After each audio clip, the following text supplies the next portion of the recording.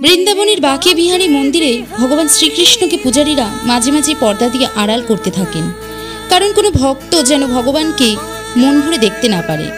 কেননা বহু বছর আগে একজন সন্তানহীনা মা যখন ভগবানের দর্শনের জন্য এখানে আসেন, তখন তিনি কৃষ্ণের রূপ দেখে মোহিত হয়ে ভাবেন যে আমারও যদি এরকম সন্তান থাকতো।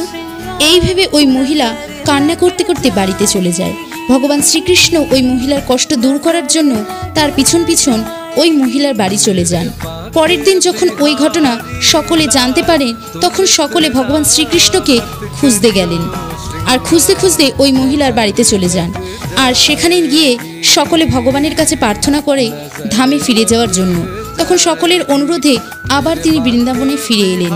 তারপর থেকেই এই পরম্পরা আজও চলে আসছে, কারণ ভগবান শ্রীকৃষ্ণ আবার যেন কোনো ভক্তের প্রতি প্রসন্ন হয়ে তার বাড়ি না চলে যায়।